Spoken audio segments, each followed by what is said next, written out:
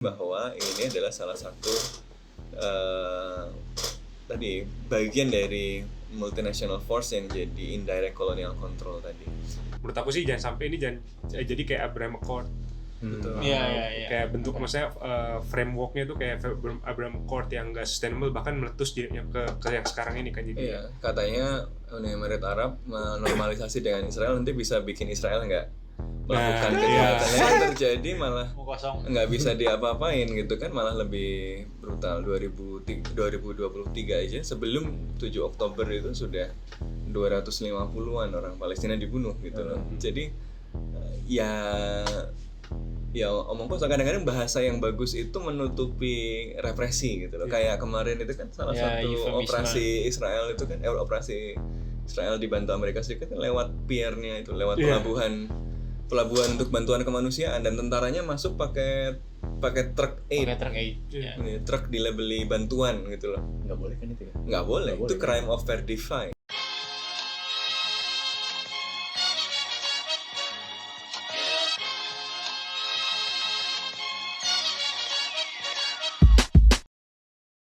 Kembali lagi di podcast Bebas Aktif season ketiga episode ke-37. Ada gue Raffi, Ikhlas, dan Mas Sofwan. Dan kali ini kita kedatangan Humam Vidi Hunafa dari The Horizon. Selamat datang di podcast Bebas Aktif. Selamat jumpa. Kalau angkatan agak tuaan, Horizon itu majalah sastra. Kalau Oh gitu Mas? Majalah sastra Mas? Ya isinya cerpen-cerpen. Oh iya, tahu. Iya Horizon. kan? Iya. Kok gue tahu ya? Ini jebakan umur, gue menjebak diri sendiri. Tapi gue tahu ya. Jebak diri sendiri kan. Kalau Horizon dari generasi gue itu Marcus Horizon. Tapi kalau Horizonnya Humam nih apa nih? Ya jadi kita lembaga think tank yang baru berdiri dari tahun lalu ya, secara formal, tapi kita udah ada dari 2021. Bahas-bahas isu-isu strategik sebenarnya intinya ya. Jadi kita berdirinya dari tahun 2021. Kirain 2001. Oh, Kalau 2001 namanya Shangri-La Dialogue. Mantap. Ini dia. 2002 deh yang pertama, tapi mulai dipikirin 2001. Iya. Bagus. Ya kan nggak mungkin langsung jadi kan, dipikirin dulu. Bridging yang bagus. Luar biasa. Langsung keluar bridgingnya. Oke, kita akan membahas Shangri-La Dialogue seperti bridgingnya Mas Sofwan karena udah kedatangan Humam juga. Dan Shangri-La Dialogue ini adalah apa? Forum, gue bisa bilang forum ya? Iya, Forum diskusi. ngobrol-ngobrol antara stakeholder pertahanan keamanan di dunia, walaupun pertahanan keamanan spesifik tapi Di Asia Pasifik di khususnya. Asia Pasifik ya. Jadi ceritanya dulu itu kan ada namanya Munich Security Conference. Oh iya. Di Munich Itu Security di Eropa. Conference itu orang-orang Asia yang datang ke sana cuma ke bagian event-event pinggiran gitu loh. Nggak banyak yang datang gitu. Padahal Asia ini kan salah satu epicentrum isu keamanan. Dunia ini sudah bukan lagi awal abad 20 ya. Iya, karena di Isu Eropa. utamanya di Eropa ya, walaupun Eropa masih penting ya, ada Rusia, Ukraina dan seterusnya, tapi ada isu-isu yang terjadi di Asia yang dilihat overlook ya, yang kemudian perlu forum sendiri ya kan. Forum di Asia Pasifik pada waktu itu yang ada cuma ARF ya, Asian Regional Forum ya, dalam aegis-nya ASEAN. Oh, itu Ya, tapi namanya ASEAN aegis-nya ASEAN ya kan. Banyak senyum-senyumnya gitu kan, salaman foto gitu ya, trust building gitu. Karena trust building jadi ngomongnya nggak bisa yang mengurangi trust gitu kan. Nah, jadi butuh forum yang lebih informal, forum yang orang bisa justru lebih ngomong informal ya? dengan lebih keras gitu ya. Jadi memang ya nggak mengejutkan juga kalau di forum ini kemudian lebih kelihatan keras. Bedanya juga sama ARF. ARF itu biasanya didominasi sama foreign ministers. Nah, foreign ministers itu by default diplomatik. Iya, by default diplomatik. Kalau di defense sini minister, yang datang defense minister. by default apa? Ya, Defensif. Nanti kita tanya ke Horizon. Nah, sebelum kita masuk, teman-teman boleh subscribe YouTube kita di Kontekstual, follow juga sosial media kita di @kontekstualcom. Kalau dari Horizon mungkin ada yang mau Kita ada di-share? juga di Twitter yang namanya Horizon_INA. Horizon pakai Z ya? Pakai S. Oh, pakai S. Pakai S ya. Oh, pakai S ya. Oke. Horizon. Horizon. Beneran jadi majalah. hotel. Horizon underscore Ina. Indonesia. Oke. Suka bikin thread. Iya, dulu waktu perang Rusia Ukraina. Waktu perang Rusia Ya, Ukraina. ya. Kalau ada kerjasama bisa hubungi Humam ya berarti ya. Boleh. Oke, kita mulai dialog di episode kali ini. Shangri-La Dialog forum defense minister, tapi nggak cuma defense minister sebenarnya yang datang. Kalau defense minister kalau Indonesia yang datang Prabowo, kalau Amerika tuh Lloyd Austin ya. Lloyd Austin. Terus kalau China Dong Jun. Dong Jun. Laksamana Admiral. apa? Laksamana kan ya? Laksamana Dong Jun. Laksamana Tapi ada yang Raja presiden. Iya presiden ya. Ada presiden juga datang. Filipina kalau nggak salah. Bongbong Marcos datang. Siapa lagi? Zelensky ya. Karena Zelensky Bongbong itu diundang. kan merangkap jadi apa? defense Menhan juga ya? nggak sih? Oh, belum enggak, Mas? Enggak ya? Dia baru ini doang jadi Datang aja. Oh itu wacananya Oh, kayaknya. iya, Itu wacananya iya. dia pengen jadi Menhan juga. Difungsi.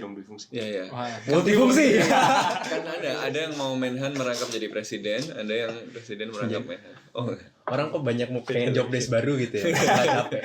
Oke, tapi gue ke Humam dulu. Dari Shangri-La Dialog ini forum para Menhan, forum pertahanan keamanan. Apa yang menarik yang lu tonton kemarin? Ya sebenarnya kan yang paling menarik itu ada 3 ya menurut gue. Tapi yang pertama sebelum itu, yang paling penting itu Shangri-La Dialog ini kan di bawah IISS ya. Iya. ISS.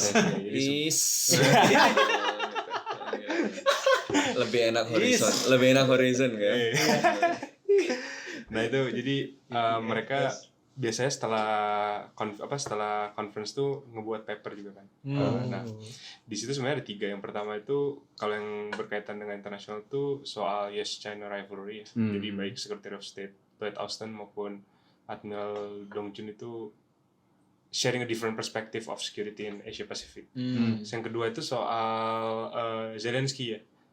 Itu Zelensky tiba-tiba ya datang ya? Iya. Kayak malam ini Mas, malam tanggal Juni hari keduanya. Tamu tadi undang. Surprise. Gue datang nih bos. Malam 1 Juni dia datang. Itu terus dia tanggal 2-nya hari terakhir tuh dia pidato. Terus yang ketiga itu Prabowo ya. Ngomong akan ngirim peacekeeper katanya ke Gaza itu. Nah, kita mulai dari China dulu mungkin ya. Iya. China dulu. Apa yang Mas Sufwan catat dari China? Katanya dia cukup keras. Ya, sebenarnya yang disampaikan Laksamana Dong Jun bukan hal yang terlalu mengejutkan juga ya. Ini hal-hal yang sudah disampaikan oleh para pejabat Tiongkok dari dulu kan. Soal pertama tentu saja kritik terhadap Amerika Serikat. Nah, ini yang wajib ya. Dia mengatakan bahwa yang kemudian mengganggu stabilitas ya, dan melanggar hukum internasional, melanggar tatanan internasional, rules-based international order itu bukan Tiongkok, tapi yang selalu ngomong soal rules-based international order gitu ya, yaitu Amerika Serikat. Termasuk di Laut Cina Selatan gitu ya. Dia misalnya mengkritik bagaimana Amerika Serikat itu melihat dunia dalam Cold War mentality, dalam mentalitas perang dingin, dan mendekati isu keamanan di Asia Pasifik dalam kacamata Cold War itu, sehingga yang dilakukan adalah membuat aliansi-aliansi, membuat klub-klub eksklusif ya.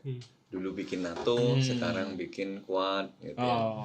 Sementara Cina, kami adalah negara yang percaya pada solidarity, harmony, luar biasa. shared future ya. Apa itu yang slogannya yang sekarang itu community of shared future. Iya. Dia percaya bahwa konsep keamanannya itu bukan konsep keamanan yang saling menegasikan, tapi konsep keamanan yang terintegrasi, komprehensif gitu ya, kooperatif dan indivisible. Jadi keamanan satu negara itu merupakan keamanan tidak terhadap siapa. Menarik ya. Nah, cuma ya biasalah yang dilakukan oleh Tiongkok adalah menunjukkan bahwa Laut Cina Selatan itu jadi masalah, dan nggak cuma Laut Cina Selatan, tapi di Asia Pasifik itu jadi masalah gara-gara ada satu kekuatan hegemon yang mau memaksakan kekuasaannya dengan retorika rules-based international order, tapi dia pakai suka-suka gitu. dia kemudian ya tadi menyerang Cold War mentality, dia menyerang US Indo-Pacific strategy sebagai bagian dari Cold War mentality itu, dan dia urge para negara di Asia Pasifik ini untuk tidak terjebak dalam Cold War mentality itu, dan kemudian dipaksa untuk ikut salah satu pihak, yaitu ya si Amerika Serikat tadi gitu ya. Ya tentu saja framing seperti ini sebenarnya kan bukan hal yang baru ya. Dari dulu Cina kan selalu bicara semacam ini gitu ya, bahwa ya Amerika Serikat melihat Asia Pasifik itu dalam kacamata perang dingin dan itu nggak produktif. Ada beberapa hal yang menarik yang lain juga karena bahasanya sih terutama ya, walaupun ini hal yang sebenarnya bukan hal yang baru, tapi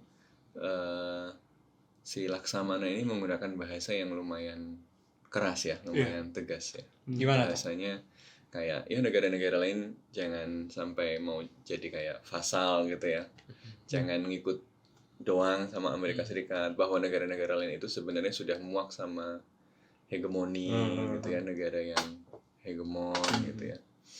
Jadi emang keras gitu ya, dari tone-nya lebih konfrontatif ya. Mungkin juga karena situasi kan lagi naik ya di Taiwan ya, habis pemilihan presiden, terus habis ada yang joget-joget juga di drag queen di depan itu kan ada. Jadi situasinya sedang unik sekali gitu.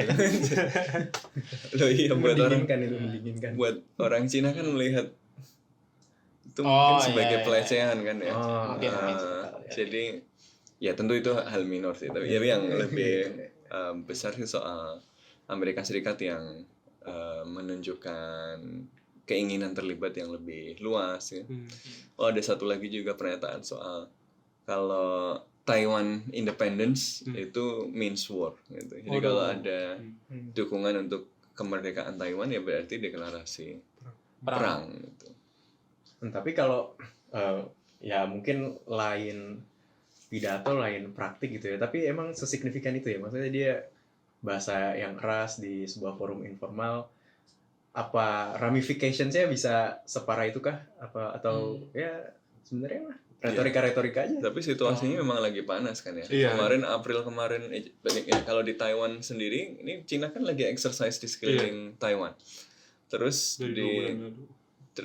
April kemarin ada 2 insiden kapal Filipina ya ditembak pakai meriam air. Masih air sih. Tapi meriam air tuh kayak yang di Dufan gitu ya. Jadi bayangan gue sih gitu. Buat mobile protester iya, dia pakai cuma di kapal.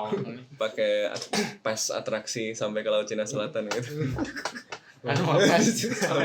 Dufan reference. Ya menurut gue sih bukan masalah beda praktik sama kata-kata ya, karena kan kalau di hubungan internasional kita nggak bisa nunggu praktik gitu loh. Kita kalau dia ngomong kayak gitu ya kita take them at their word, sama kita melakukan analisis sendiri lah gitu.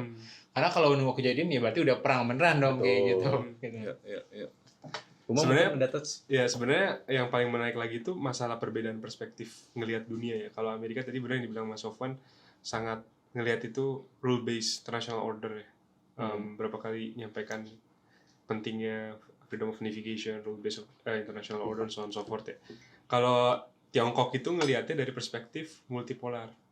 Jadi waktu pidato itu juga Admiral Dong itu melihat bahwasanya kita sekarang hidup dan Tiongkok mendukung bentuk dunia atau struktur dunia yang lebih multipolar ke depannya. Itu lagi-lagi menunjukkan bahwa saya ada perbedaan pandangan world view ya tentang international order gitu ya. Amerika Serikat clinging on the old order gitu ya, liberal international order atau bahasa lainnya rules based international order yang tidak liberal dan tidak rules based sebenarnya gitu ya. Tapi ya itu posisinya gitu ya. Maka kemudian yang diinvoke freedom of navigation, international law dan seterusnya gitu. Sementara Cina kemudian mengkritik ini karena ngomong yang lu ngomong terus rules based international order, lihat yang langgar rules based siapa, kan lu terus gitu. Terus di Laut Cina Selatan di Taiwan lu ngomong soal itu gitu, lu nggak punya legitimasi untuk ngomong itu, apalagi dunia sekarang sedang berubah jadi multipolar kira-kira gitu kan. Terus what did the American say? In that sense gue ada setujunya juga sama Cina tuh. Ada setuju ya. Iya. Sebenarnya Amerika lebih nunjukin di pidatonya Secretary of Defense Lloyd Austin itu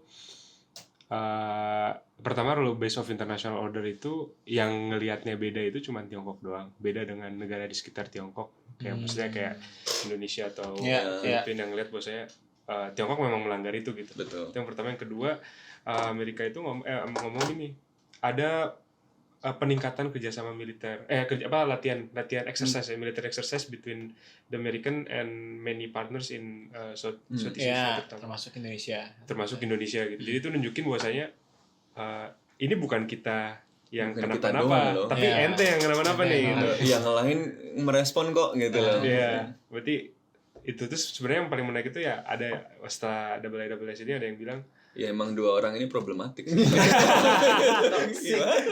penyakit great power kan. Ya itu yang dibilang Prabowo, sebenarnya ada yang sepakat yang itu yang dibilang with great power comes great responsibility. Ya, itu kan Spider-Man ya. Dia ngomong kayak gitu. Itu Spider-Man. Gua kira politik apa dulu filsuf siapa gitu yang ngomong. Uncle Ben. Iya kan, Uncle Ben. Ya. Beneran nih Ya, Spider-Man. Jadi kutip nih. Nah itu sih. Tapi kemajuan sedikit sih dari The Winter is Coming jadi Spider-Man dari Game of Thrones jadi Spider-Man. Lebih positif. Tapi di sisi lain juga Mas ada yang menarik itu yang di session pertama itu kan salah satunya former Vice Minister Cui ya.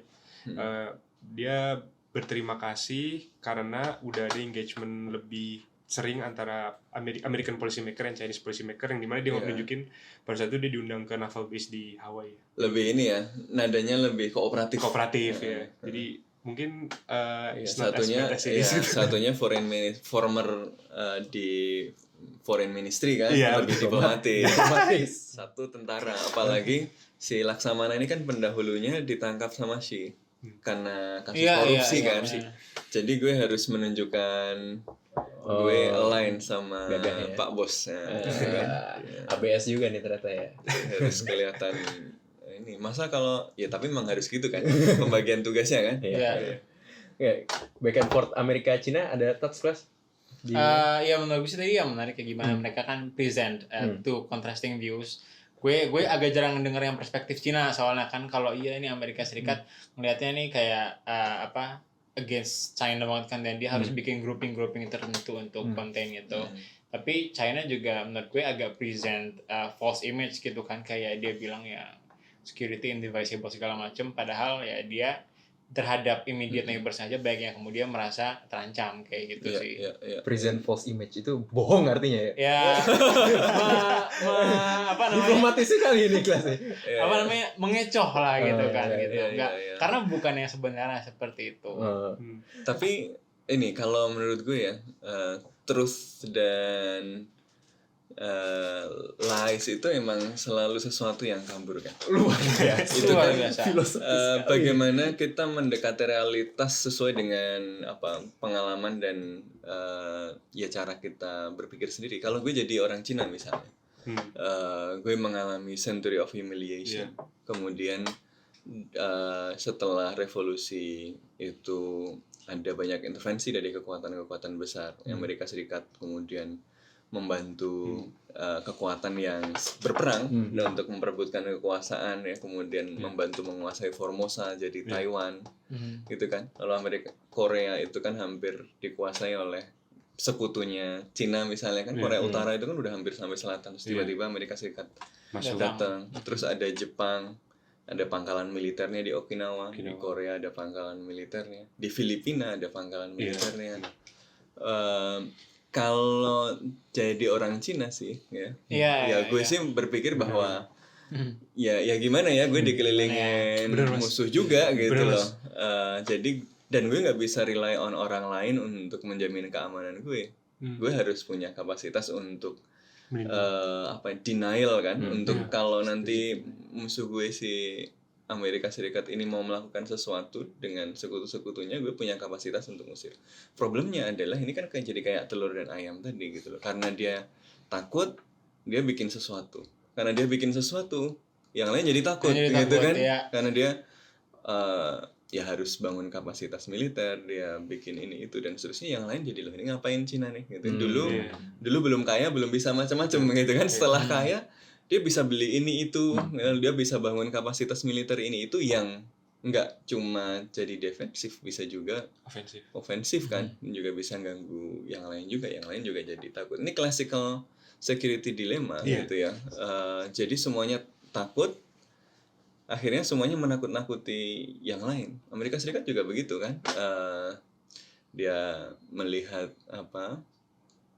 Cina tadinya juga selalu fluktuatif kan, tadinya Cina dianggap sebagai ancaman, maka Jepang nggak boleh bangun hubungan sama Cina kan di awal-awal gitu. Tapi kemudian setelah ada Sino-Soviet split, lalu didekati supaya bisa digunakan untuk mengerem Soviet gitu kan. Dan kemudian sempat sangat dekat dengan Cina kan, diajak masuk ke WTO dan seterusnya karena sama-sama untung gitu ya. Tapi begitu Cina kemudian terlalu kuat gitu ya, ini kemudian juga dikhawatirkan jadi ancaman gitu. Kalau kemudian dia terlalu kuat, dia bisa mengganggu kepentingan Amerika Serikat. Jadi memang problemnya ya karena semua negara memikirkan survivalnya diri sendiri gitu ya. Dan itu jadi cara pandang utama yang membuat mereka menafsirkan dunia internasional berdasarkan kepentingan itu kan. Sebenarnya tadi itu juga tercermin di pidatonya Admiral Dong ya. Dia bilang Asian countries itu value dia sebenarnya ada satu topik yang dibilang soal kolonialisme. Dia bilang banyak negara Asia itu dulu kena kolonialisme. Hence they value their independence. Nah ini reminisce ke diri dia sendiri gitu, ke Tiongkok sendiri. Bahwasanya kita kayak gini karena ya we've been there gitu. Ya mungkin tadi masuk ke konteks century of humiliation ya. Bahwasanya dulu Taiping Rebellion kan, gimana jadi lagu kan tuh Seven Nation Army. Itu kan salah satunya. Istana musim panas dibakar habis kan sama Inggris. Perang opium. Karena untuk dagang opium kan Inggris ngebuka pasar dipaksa. Jadi emang itu Solivism ya kalau di HI salah satunya Mas Solivism tuh mereka dalam wrap up policy makersnya ada psychological dynamics. Kayak orang Indonesia kan, kenapa kita sangat nasionalistik, kenapa diskursus liberal walaupun kebijakannya liberal itu nggak pernah di frame pakai liberal ya karena tradisi kita nasionalistik gitu loh. Nah tadi bicara soal US China, kita juga perlu mendengar pendapat dari negara lain gitu. Salah satunya adalah Filipina karena Marcos Junior ini Bongbong ini sebagai presiden juga pidato di Shangri-La Dialogue, dan kalau gue baca berita sih dia condemns Beijing's assertive move. Jadi dia cukup keras kepada Beijing ya, terutama soal Laut Cina Selatan. Apa yang menarik dari Marcos ini menarik karena dia beda banget sama Duterte. Duterte kan sangat mencoba reach out ke China ya. Tapi setelah Marcos padahal wakilnya juga Duterte juga Duterte junior gitu. Tapi ternyata sikapnya ke Cina berbeda dan lebih keras ya. Ya tadi terutama memang belakangan ini banyak insiden kan di Laut Cina Selatan. Ini kalau dalam bahasanya Filipina, Cina ngomong soal harmoni, soal nggak mau dijajah dan seterusnya, lalu berperilaku sebagai hegemon gitu loh. Ini jadi saling tuduh gitu ya, jadi saling tuduh ini. Jadi ya itu pengalaman masing-masing itu kan berbeda ya melihat gitu. Jadi ya itu berlomba jadi si paling menderita, si paling korban. Ya. Jadi emang keras ya, dan terutama memang karena ada beberapa insiden yang menunjukkan Cina semakin asertif ya kayaknya. Dulu itu kan cuma awal-awal cuma laser ya. Cuma apa kayak itu? supporter Malaysia juga. Iya, Ya. cuma Pisang. dilempar-lempar gitu laser gitu kan, lama-lama meriam air gitu kan, Wow, nanti lengkap. apalagi Tabrak-tabrakan. tabrak Kayak gitu. GTA ya. Itu jadi bom kar. Laut. Bongkar lah. Bongkar. Ya itu jadi ya itu iya. kalau ini istilahnya apa sih, gray zone Gray tax zone, ya. gray zone. Jadi dibuat Partai nggak Indonesia. jelas gitu, tapi sedikit demi sedikit ada perubahan realitas lapangan yang dilakukan dan jadi bahasanya adalah bahasa harmoni, damai, kerjasama, tapi Perilakunya. di lapangan diubah sedikit-sedikit sehingga ketika nanti mau negosiasi dan macam-macam kondisinya sudah berubah. Iya. Ya, menarik nih. Jadi oleh negara-negara yang merasa terancam oleh strategi semacam itu, ya mereka mengeksplisitkan itu, jangan ngomong damai, harmoni, indivisible, Segala macam. sementara di lapangan lu ngerjain kayak gini gitu. Ya, si Bongbong nih bilangnya kayak gini, laut di Filipina Barat itu mengalir di darah setiap orang Filipina. Sangat puitis sekali orang ini. Ngalir di dalam darah. Gimana? Gua melihat pidato Bongbong. Ya sebenarnya itu ya, ada strategic necessity, ada kebutuhan strategik bagi Filipina untuk lebih dekat ke Amerika gitu. Karena lagi-lagi tadi karena kalau lihat dari perspektif Filipina ya, terlihat juga kan per tahun ini kan ada 7 sampai 9 American bases yang dulu tutup tahun 90-an dibuka lagi. Salah satu yang terbesar tuh Subic Naval Base ya. Jadi ini yang dibilang sama Cina sebagai vessel tadi gitu loh. Itu anggapannya kayak gitu. Jadi tapi dari perspektif Filipina sendiri ya, karena ada agresivitas dari Tiongkok, ada dari Cina ya. Ya gimana lagi? Mau gimana lagi gitu. Ya. Cost paling murah dari membangun pertahanan adalah di outsource kan. Iya. Kalau mereka develop lagi tuh lama gitu. Lama, susah. Apa namanya, external balancing. Yeah. External Sama balancing. benar. Sama ya, dari eksperimen Duterte juga kayaknya Gagal. cenderung gagal kan. Iya.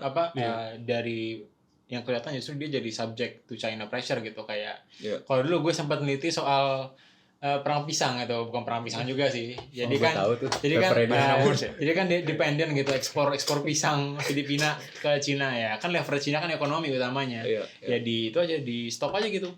Busuk tuh semua pisang gitu dan itu dari Pulau Mindanao, dari pulaunya Duterte ya. Jadi sangat sensitif saat itu sebenarnya. Jadi ada pergeseran. Duterte dulu berarti tendensinya lebih ke Not pro China juga, tapi Iya, dia reaching out ke sana, mencoba balancing gitu. Dan bahkan Laut Cina anti-US Selatan dulu gitu. dikerjain ditawarkan sebagai join apa istilahnya, exploration Joint gitu ya. exploration Sempat ada juga. eksplorasi daripada ribut soal batas. Udah batasnya Bareng-bareng kabur nggak juga. apa-apa, kita kerjain bareng-bareng aja untuk cari kekayaan alamnya dan seterusnya gitu kan. dan berbeda dengan Bongbong kali ini, walaupun ada klan Duterte di situ, ada pergeseran berarti. Tapi memang situasinya berubah ya, karena dulu mungkin China memang kelihatan menjanjikan mau bersahabat, tapi ternyata nggak deliver seperti yang dijanjikan gitu kan. Oke. Ada yang menarik lagi dari Bongbong, kita geser ke figur selanjutnya. Karena kita per figur ini ya akan membahas ya. Oke. Figur paling menarik. Figur paling menarik. Belum, nanti tuh bintangnya terakhir. Itu bintang. Oh, bintangnya. Ada satu lagi yang ketemu juga sama si bintang kita Oh, ini. oke. Bintang kita ini Acara berbintang-bintang. jadi ada presiden juga yang datang tadi, yang Umam bilang tiba-tiba, Volodymyr Zelensky dari Ukraina, dia datang dengan urgensi kayaknya untuk pitching. Untuk pitching pertahanan. Ini apa nih, Shark Tank? Ya, jadi sebenarnya menaik dari Volodymyr Zelensky ini, dia datang di malam 1 Juni ya, waktu Singapura. Hari lahir Pancasila. Merayakan itu katanya luar biasa ini. Dia deliver special remarks yang sebelumnya tidak direncanakan. Jadi direncanakan di tanggal. Ini orang masih ngerepotin panitia. Dimasukin. Gue sih curiga nggak direncanakan. Itu direncanakan sih. Nggak mungkin beli tiket tiba-tiba langsung dapat ya. Ini kan presiden bebas. Presiden mah. Oh iya. Ini ngerepotin panitia. Kira lagi dari tiket.com atau apa. Tapi dia di pidato itu ya, biasanya Volodymyr Zelensky bilang ya, bahwasanya they are defending, literally mereka bilang mereka mempertahankan rule based international order. Jadi ada di situ perspektifnya dia mirip kayak Amerika kan. Terus di sisi lain dia ngomong terima kasih lah, biasanya kan pitching harus terima kasih ke Netherlands. Oke. Bener-bener Terima kasih para donor. Sekarang kami buka round 2. Silakan. Tapi dia juga biasa ya ngomong Rusia itu Putin land. Jadi dia Putin land ngomong juga kalau ini kita sangat ingin selesai perang ini, cuman Rusianya nggak mau lah gitu-gitu. Dan dia ngomong ada negara-negara lain yang berusaha untuk mencegah upaya perdamaian.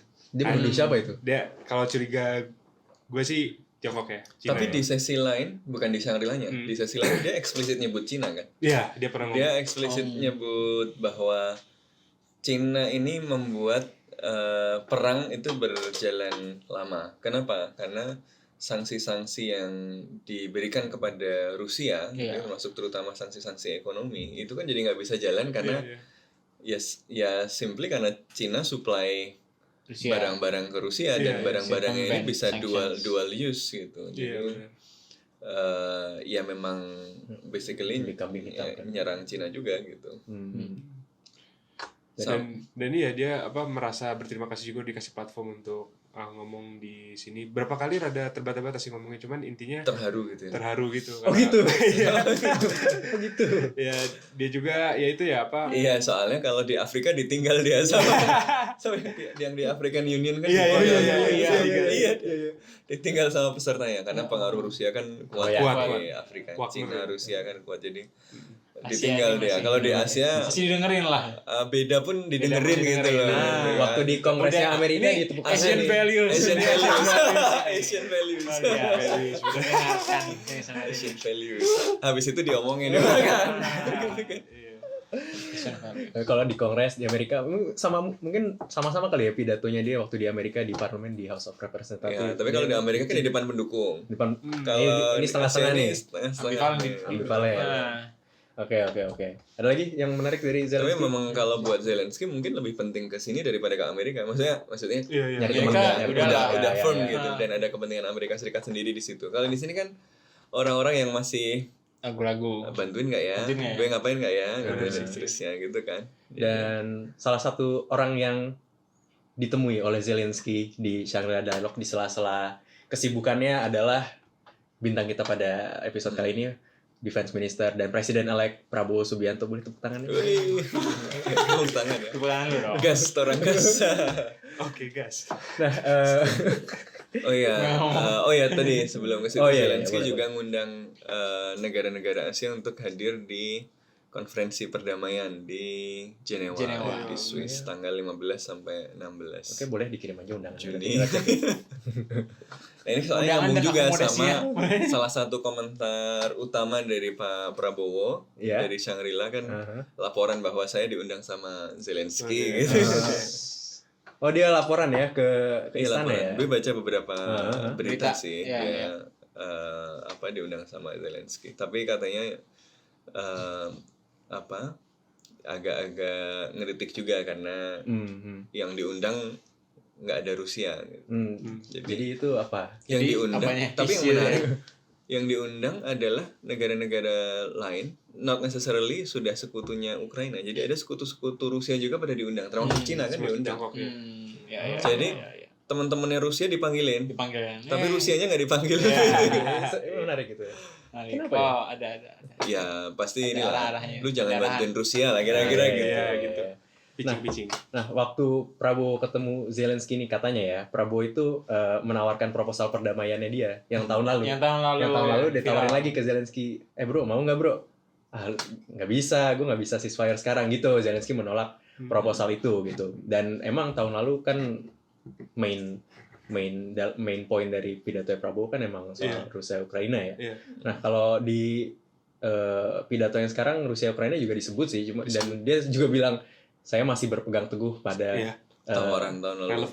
Ya, pidato gue tahun lalu. Tapi kalau menurut lu, Mam, apakah proposalnya Prabowo semakin lama semakin relevan karena dia bilang itu masih relevan dan sangat necessary gitu untuk tahun ini. Kalau menurut lu gimana? Sebenarnya itu kan proposalnya mirip sama kayak proposal yang di Turki itu ya, yang awal-awal perang ya. Bahwasanya ada demilitarized zone 15 km dari wilayah tempur, di mana nanti di situ ada UN mandated troops. Kalau menurut gue pribadi dalam konteks realistis atau enggaknya sih enggak sih per sekarang, karena kayak masih berpegang teguh ya, Rusia ini masih berpegang teguh terhadap war objektifnya untuk klaim seluruh wilayah selatan supaya Ukraina nggak punya laut lagi lah umpamanya.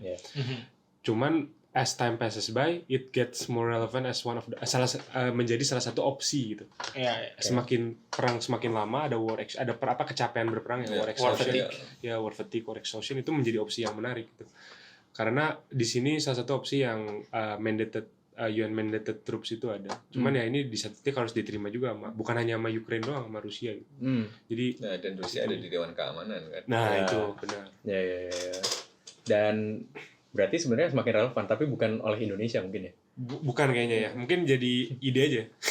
Jadi ngajuin ide bahwa ada perlunya gencatan senjata yang lebih realistis gitu ya.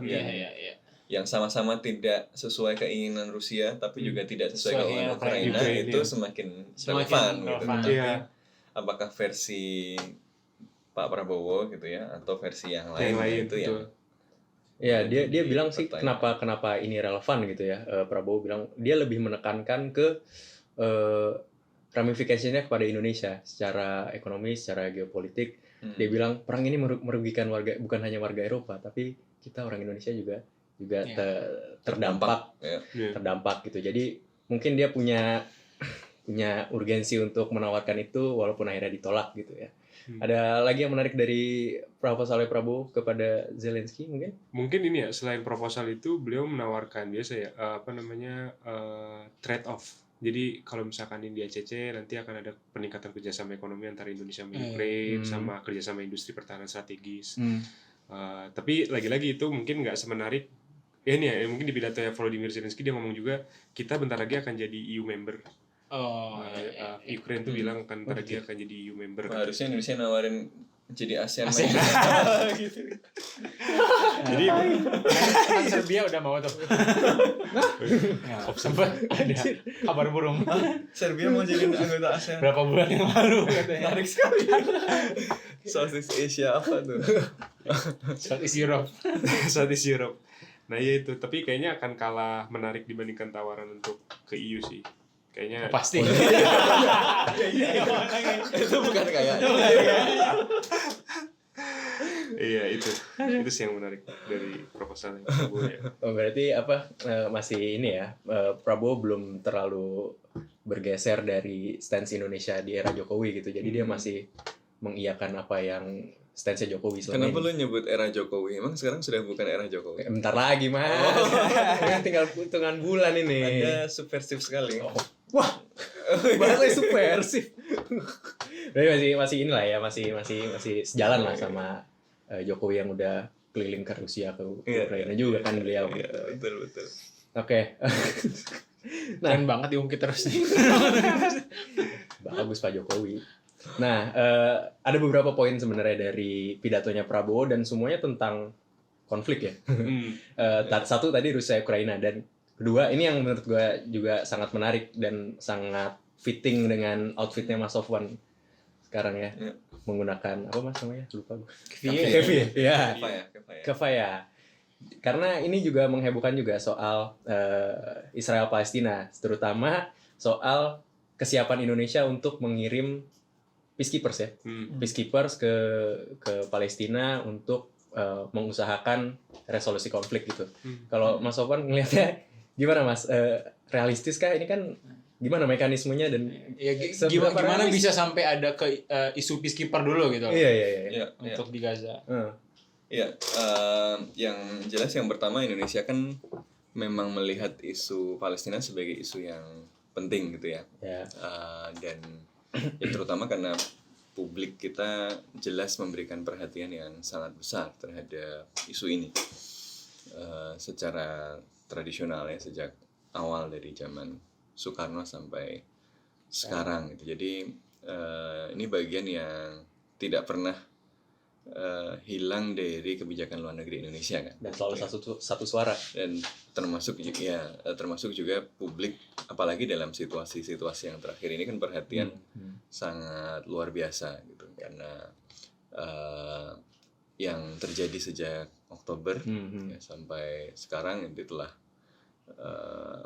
ya menimbulkan krisis kemanusiaan yang luar biasa. Lebih dari 45.000 orang terbunuh gitu ya, dan itu data yang masih sangat terbatas karena rumah sakit kan banyak yang nggak operasional, termasuk juga rumah sakitnya Indonesia kan ada 2 di sana. Di episode sebelumnya kan kita juga ngobrol ya sama teman-teman yang beroperasi di sana. Nah, jadi ini perhatian yang sangat penting. Hal yang harus kita ingat adalah bahwa Shangri-La ini juga forum di mana mereka nggak cuma saling ngomong di antara mereka, tapi forum mereka ngomong kepada publiknya kan. Forum mereka ngomong sama konstituennya.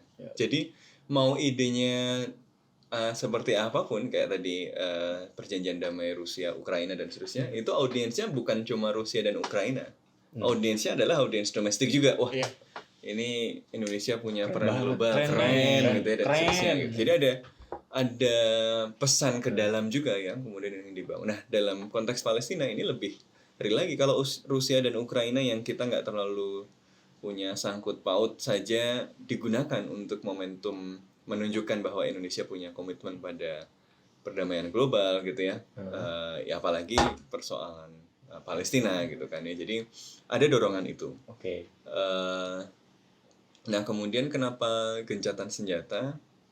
Kenapa menjadi peacekeeper gitu ya? Karena sebenarnya ini bukan hal yang pertama ya Indonesia mengirimkan peacekeeping force di berbagai lokasi konflik, termasuk yang dekat sama Israel, Palestina itu kan Indonesia pernah ngirim pasukan ke Lebanon. Kan? Nah, jadi ya sebagai peacekeeping force juga. Jadi sebenarnya bukan hal yang baru juga yang dilakukan oleh Indonesia. Cuma, nah ini untuk kasus yang sekarang ini emang agak challenging gitu ya. Niat baik untuk melibatkan diri dalam pencegahan konflik itu kan harus diletakkan dalam pemahaman yang baik terhadap gambar yang lebih besar. Kalau gue nggak langsung serta-merta menolak, tapi gue cenderung skeptis pada tawaran ini karena yang gue dengar adalah bahwa Israel itu sekarang kan dalam situasi yang sulit ya, yang dilematis. Pertama, operasi militernya di Gaza itu tidak berjalan sesuai rencana. Masih at least 2 times more difficult ya daripada yang ada di rencananya kan. Sehingga dia harus berjalan lebih lama dan panjang, dan setelah berhasil pun apakah dia bisa hold wilayah itu secara efektif juga masih jadi pertanyaan. Occupation is an expensive business. Ya, pendudukan itu hal yang mahal. Karena ketika lu menduduki sebuah wilayah, lu butuh channeling funds di situ, lu butuh patroli, lu butuh logistik untuk memastikan itu berjalan. Belum kalau lu dipersepsikan sebagai musuh, sebagai penjajah, lu kan akan dimusuhi oleh orang-orang yang setiap hari lu cek dalam checkpoint gitu ya, yang kemudian melihat Anda sebagai penjajah. Jadi akan ada serangan-serangan gerilya terus-menerus, walaupun idenya adalah ya dengan adanya itu bisa dilemahkan. Tapi lihat apa yang terjadi di West Bank. West Bank itu sudah full dikotak-kotakin, ada koridor-koridor, ada tempat-tempat checkpoint. Perlawanan mati nggak? Enggak. Dan itu ekspensif gitu, itu mahal. Israel pernah mencoba melakukan pendudukan di tepi barat dan jalur Gaza selama waktu yang cukup lama kan, dari 67 sampai 2000-an gitu kan, sampai ketika meledak Intifada yang kedua, Intifada Al-Aqsa, yang akhirnya Ariel Sharon memutuskan secara sepihak keluar dari Gaza kan terlalu costly, nggak bisa diatur, nggak bisa dipadamkan gitu ya. Yang menurut gue mengkhawatirkan adalah karena ada wacana-wacana yang memang berkembang bahwa Amerika Serikat sebagai sekutu paling dekat Israel ini sebenarnya sedang membantu mencarikan solusi yang viable. Kalau misalnya Israel berhasil mengalahkan Hamas di Gaza gitu ya. Yang pertama ini soal mengalahkan ini satu pertanyaan karena ukuran mengalahkannya juga nanti tergantung indikator. Tetapi kalau misalnya Israel berhasil mengalahkan Hamas, setelah itu apa? Dia tadi occupation itu expensive.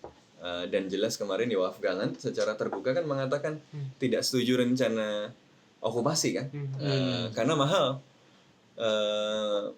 Ya tentara yang harus jaga di sana siapa gitu dan seterusnya.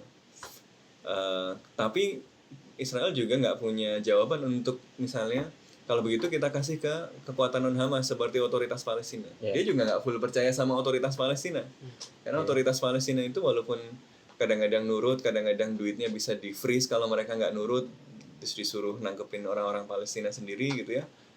Mereka juga masih orang Palestina gitu ya. Masih lihat situasi juga, dia nggak bisa sepenuhnya dikendalikan, dia nggak berani ya. Dulu kan Abbas itu waktu disuruh memerangi Hamas sama Condoleezza Rice sebelum tahun 2006 itu ya. Waktu zaman Bush itu kan meyakinkan Abbas untuk mau perang sama Hamas itu susah sekali. Ini kan ada artikelnya kan yang di Gaza Bombshell di Vanity Fair. Itu meyakinkannya lama dan Abbas itu mundur-mundur, diajak makan dulu si Condoleezza Rice gitu. Habis itu nggak dikasih jawaban clear gitu kan. Jadi si Condoleezza Rice kan marah-marah itu, that iftar cost me Hamas gitu kan. Karena ya diajak buka puasa. Habis itu lupa disuruh ngapain gitu. Oh sudah malam, saya mau terawih gitu.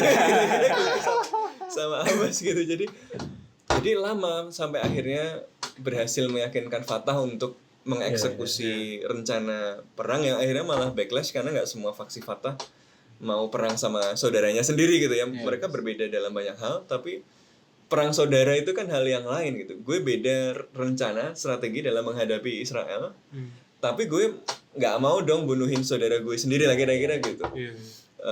Kan faksi militan Fatah paling kuat ya, Martir Al-Aqsa itu nggak mau ikut perang sama Hamas pas di Gaza itu. Makanya Gaza berhasil diambil alih oleh Hamas karena ya faksi paling kuatnya di Fatah nggak mau ikutan gitu. Kalau nanti misalnya skenarionya Israel bahwa ternyata mereka bisa menuntaskan perang di Gaza, terus setelah itu apa? Ya tadi dia okupasi sendiri, settlement sulit karena costly. Dia kemudian pakai military rule juga costly tadi ya. Dia membiarkan Hamas nggak mungkin gitu kan.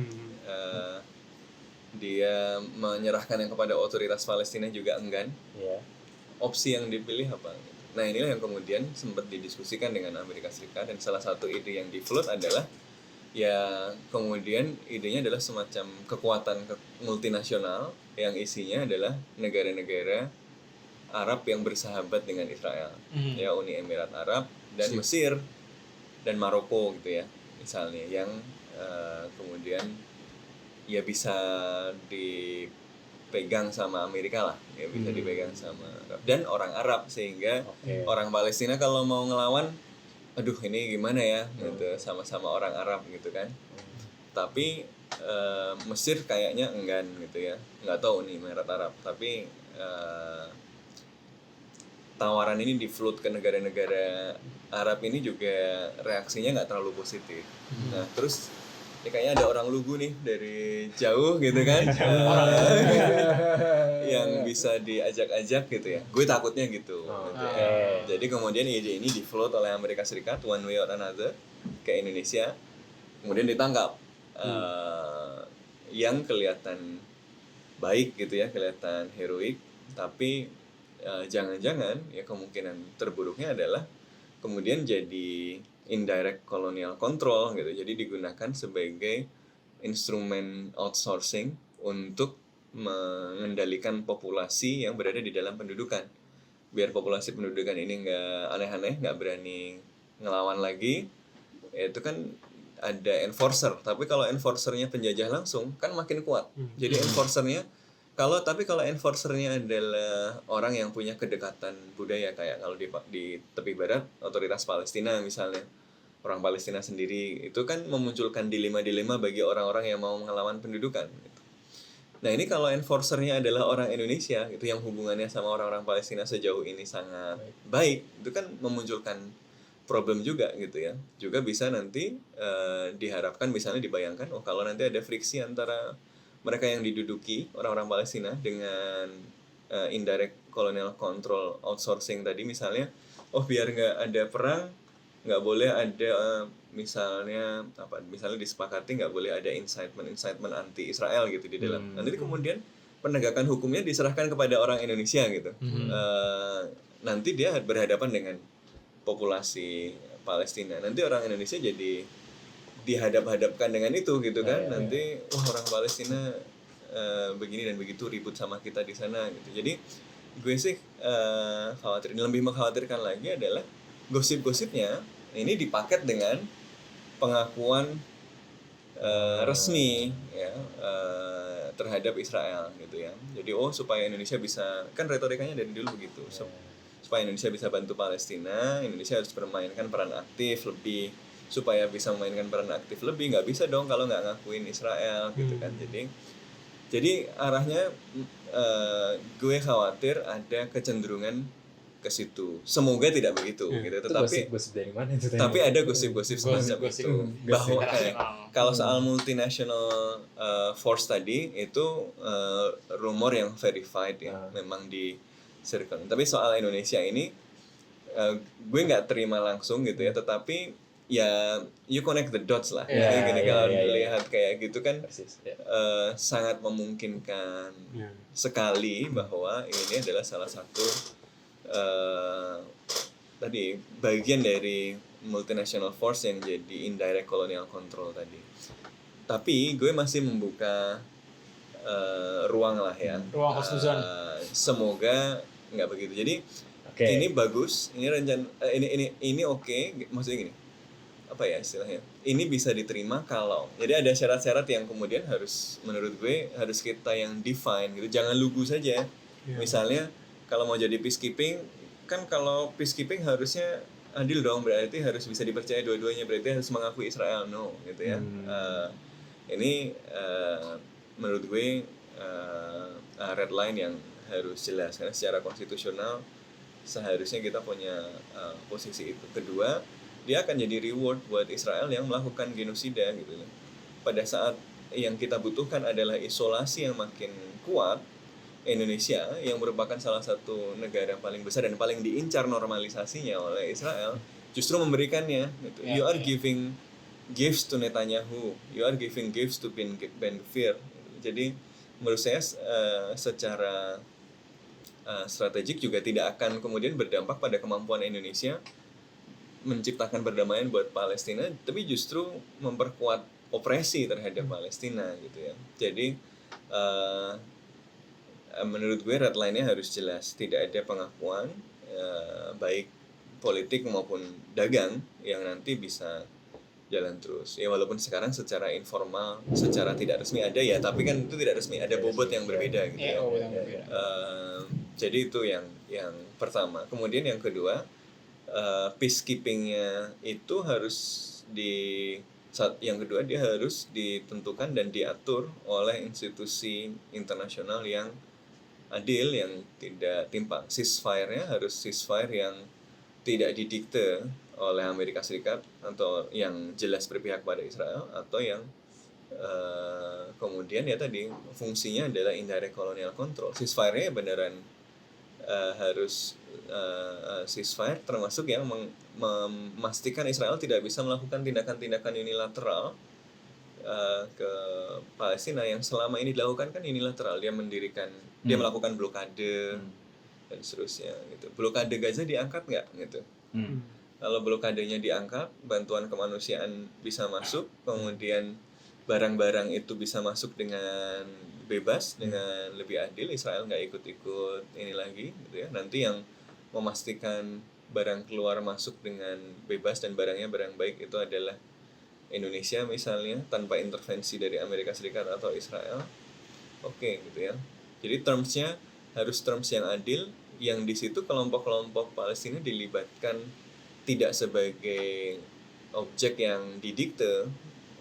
Lu nggak boleh ngomong, lu nggak boleh demo, lu kalau mendekati sekian kilo dari sini lu ditembak gitu kan.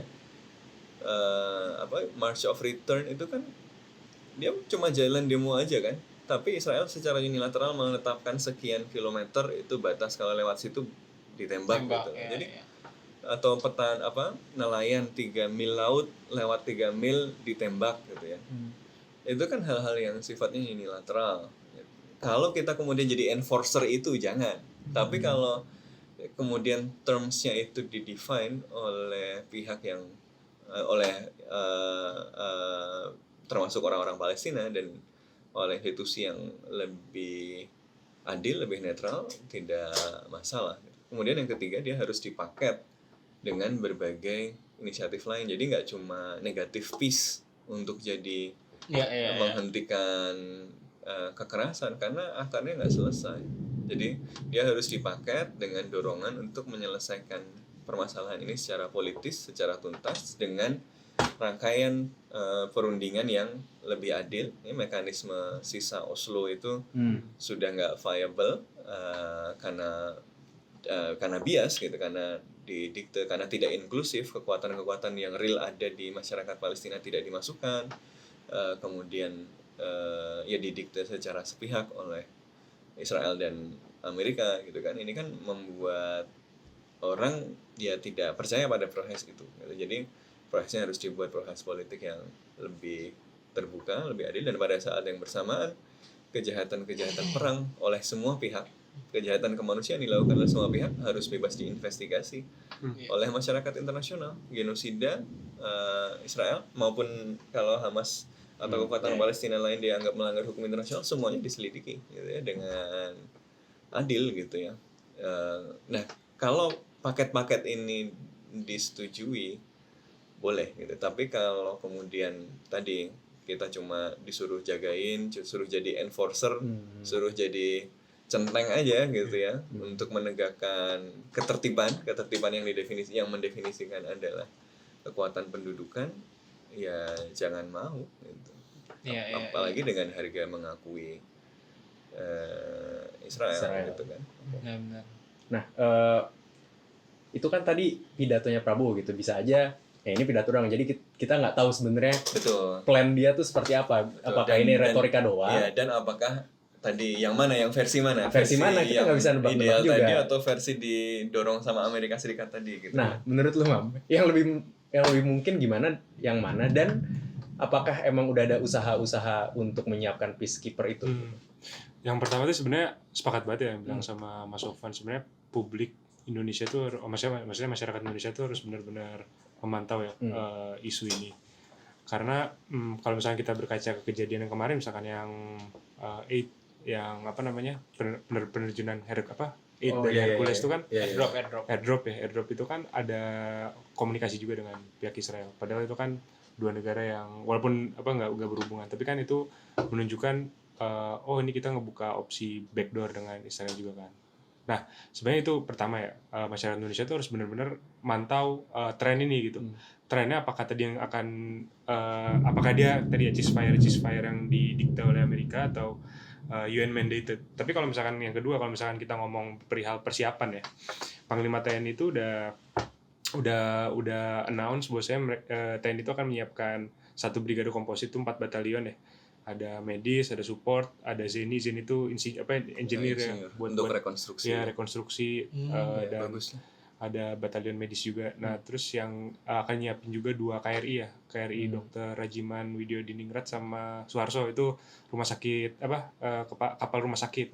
Sama 2 helikopter TNI AU ya. Nah, jadi kalau misalkan dari komposisi pasukannya sih kemungkinan akan terdiri dari 8 ya. Kayak untuk nyatin orang medis, mengobati, medis sama healer gitu ya, sama engineer. Dan Panglima juga bilang sih di situ di announcement juga kalau misalkan dimandatkan oleh PBB. Jadi harapannya tuh di stay kayak gitu tuh. Maksudnya jangan sampai nanti kita sepihak oleh Amerika Serikat. Jadi harap yang dibilang oleh Panglima tuh kayak gitu. Cuman ya bener, karena khawatirnya memang akhir-akhir ini kan yang main rame itu kan komunitas Hasbara juga ya Mas ya. Terus ada lobby Israel tuh memang makin gede untuk open diplomatic relationship. Menurut aku sih jangan sampai ini jadi kayak Abraham Accord. Betul.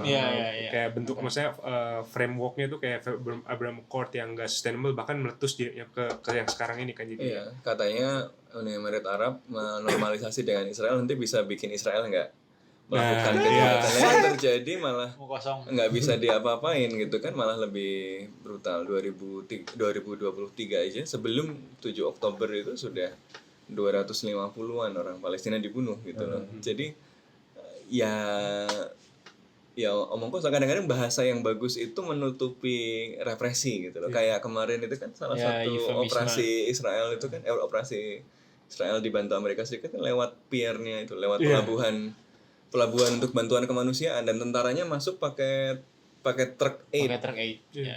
Truk dilabeli bantuan gitu loh. Nggak boleh kan itu ya? Nggak boleh. Itu crime of fair defy ya, dalam hukum internasional gitu. Ya. Oke.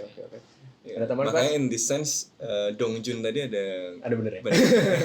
Iya, itu juga kalau misalnya kita tarik lagi ke awal ya, Tiongkok tuh ngomong kayak di yang apa vice minister itu, former vice minister bilang bahwasanya ini dulu Amerika tuh kan kayak di Palestina misalkan kayak gini gitu, jadi diungkit juga tuh Dosa-dosanya. Ungkit terus. iya. Terus Amerika juga ungkit dosa-dosanya China juga. Ya, ungkit aja semua. Kita kan sebelum geser ke konflik lainnya. Cukup udah cukup banyak kayaknya. Udah cukup banyak. Iya. Oke, terakhir kita udah sejam juga nih sebenarnya. Satu lagi sebenarnya soal US China ya, cuman retorikanya Prabowo adalah ya seperti biasa menavigasi di antara dua karang. Itu tapi yang mau gue tanyain ke lu deh, Klas. Latar belakangnya Prabowo itu kan sebagai defense minister, di mana Indonesia sebenarnya banyak kerjasama dengan Amerika di soal defense gitu. Soal defense, dan backgroundnya Prabowo juga sebenarnya cukup kebarat-baratan gitu. Kalau tadi kita ngomongin Filipina ada pergeseran antara Duterte dengan Bongbong, menurut lu Jokowi dengan Prabowo apakah ada pergeseran itu? Karena kayaknya Jokowi lebih dekat. Maksud lu pergeseran apa, dari Cina ke Amerika? Enggak, dia geser ke kursi aja. Geser. Iya, geser gitu. Iya, kalau menurut gue sih agak tricky ya. Menurut nih gue jadi konsultan keamanan level wahid. Sekalian. Mungkin bisa bergabung dengan Horizon. Potensi perubahan itu ada sih. Maksudnya kan kalau Jokowi kan kita lihat dia hampir nihil gitu kan foreign policy experience, dan kita lihat sebenarnya pengalaman background itu mempengaruhi gitu kan, gimana kaitan orang ya bukan pure idiosyncratic juga sih, cuman kayak kaitan-kaitan yang ada aja gitu. Dan kita lihat kan memang kayak historically di Army, TNI AD itu bukan cuma di Indonesia doang, itu biasanya punya kaitan yang lumayan dekat dengan Amerika Serikat gitu kan. Dan sebagai negara yang masih dominan juga, TNI Angkatan Daratnya ya kedekatan itu ada gitu loh. Dan kedekatan itu mungkin berpengaruh terhadap kebijakan. Ya mau jadi yang sederhana aja kayak joint training gitu kan, apa sih namanya? Bukan joint training, joint exercise gitu kan, joint exercise Amerika Serikat, Indonesia dan lainnya. Jadi secara keamanan sih mungkin akan ada kedekatan, ada potensi yang mungkin berkembang juga dengan Amerika Serikat. Cuman gue nggak tahu misalnya in what form gitu kan. Kayak yang udah di exhibit kayak tadi misalnya kan mungkin dari komunikasi sekarang dengan Amerika Serikat terkait situasi di Palestina dan lainnya. Jadi komunikasinya lebih lancar gitu loh. Dan langsung. Misalnya kalau nanti bukan misalnya memang sudah jadi presiden elect Prabowo, ini kalau jadi presiden sudah dilantik ya komunikasinya langsung gitu loh, nggak yang mainnya bukan foreign minister, bukan defense ministernya, tapi langsung sama presidennya gitu. Kemudian tapi kalau secara ekonomi yang pasti kan sama Cina juga masih akan jalan gitu kan. Jadi Prabowo ini agak asimetris gitu loh mungkin ya. Ya kemarin bahkan udah diundang kan ke Beijing kan. Ke Beijing gitu. Pasti sama ekonominya jalan terus sama Cina gitu. Tapi keamanannya karena yang nggak ada obvious benefit juga untuk kemudian bisa dilakukan dengan Cina atau yang lainnya, bakal dengan Amerika Serikat aja gitu loh. Dan gue juga nggak ngeliat Prabowo yang lukewarm sama ASEAN atau gimana, juga kayaknya lebih cenderung ke konvensional aja gitu, negara ke negara. Jadi kalau untuk balancing Cina ya ke Amerika Serikat gitu sih. Kalau gue sendiri sih ingin nambahin sedikit ya. Menurut gue nggak akan 100% di outsource ke Amerika karena Iya. Gue nggak imply kayak gitu. Gue ngomong ke kedekatan dan potensinya aja gitu. Jadi kalau menurut gue sih ada satu kelompok atau satu pihak yang menarik, yang trennya zaman Prabowo jadi Menhan itu meningkat, yaitu ke Eropa. Jadi kita outsource pertahanan tuh ke Eropa, terutama industri pertahanan, akuisisi senjata. itu ke Perancis kemungkinan. Oh, iya. Jadi akan peningkatan strategic autonomy karena Perancis kan kalau di Eropa sendiri kan dia ada Dia juga ngomong kayak gitu. strategic autonomy ya. Misalkan kayak dalam konteks ya Palestina juga kan dia cenderung ya sekarang ya baru akhir-akhir agak ini beda sedikit. agak beda sedikit. Jadi kayak kalau gue sih ngeliatnya kemungkinan kedepannya Amerika Serikat dalam konteks keamanan akan jauh lebih tinggi dibanding Tiongkok, tapi mungkin nomor sekiannya, nomor yang paling penting itu adalah dari Eropa, terutama dari Prancis. Itu di semua sektor ya. Oke. Pertanyaan penutup, karena kita sudah menguliti pidato Prabowo, poin-poin penting di konflik-konflik global gitu. Ini Mas Sofwan boleh nambahin juga. Secara garis besar kita bisa membaca nggak sih arah kebijakan Prabowo ketika nanti dia jadi presiden, dan yang sebenarnya spesifik gue pengen tahu adalah seberapa berbeda nanti approach-nya dia dengan approach-nya Jokowi gitu. Kalau Jokowi mungkin ya itu jarang ikut ke UNGA gitu-gitu. Karena I want to test my minister soalnya. Iya. Emang dia bilang gitu ya? Iya pernah. Pernah itu Iya. yang Tom Limbong Di World Economic Forum ya. Iya, Di Davos ya? Iya, Davos ya.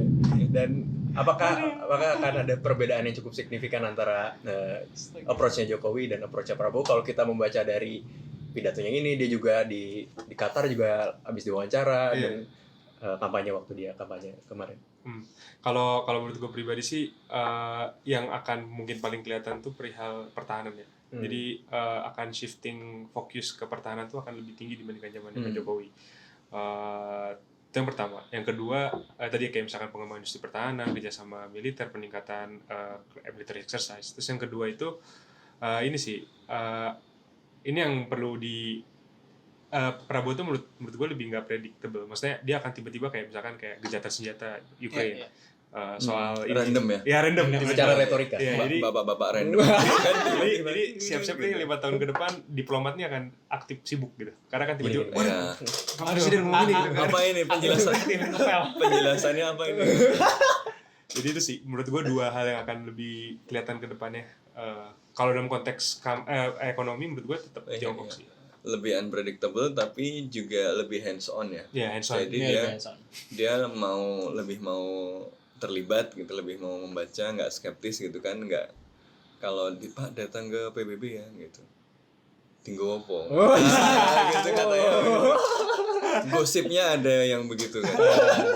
Kalau ini dia senang datang ke forum-forum internasional. Iyalah, ke Shangri-La udah 3 kali gitu. Jadi lebih hands on, dia juga mungkin punya satu belief sendiri, satu worldview sendiri yang dia coba pursue ya. Nanti yang menarik justru dinamika antara Pejambon dan istana nanti kayak apa ya? Pejambon, istana, ya sama mungkin sama militer justru. Karena zaman Orde Baru kan juga begitu ya. Presiden, tentara, sama Kementerian Luar Negeri. Dan ini nggak selalu selaras gitu posisinya dalam isu Vietnam, Kamboja dulu ya.